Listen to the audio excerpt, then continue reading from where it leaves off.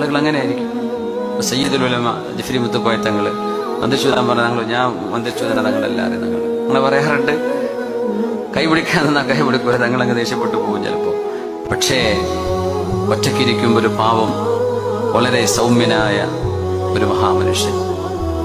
ചില ആലിമീങ്ങളുടെ രീതിയാണ്. അഹ്മദ് ഹംബൽ തങ്ങൾ അങ്ങനെ, അത് റിവായത്തൊക്കെ എനിക്ക് തോന്നിയപ്പോ ജിഫ്രി തങ്ങളുടെ പോലെയാണല്ലോ പഠിച്ചവൻ. അഹ്മദുൽ ഹംബൽ തങ്ങളുടെ ചരിത്രം വായിക്കുമ്പോൾ അതിൽ ഒരു സാമ്യത കാണുന്നുണ്ടല്ലോ തോന്നിപ്പോയി.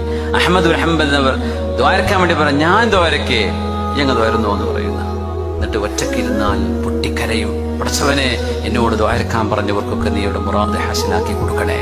പക്ഷെ ആർക്കും കൈ കൊടുക്കാൻ നിൽക്കൂല. അഹ്മദുൽ ഹംബൽ ഓടിക്കളയുന്നു. ആളുകൾ അങ്ങനെ ആയിരിക്കും.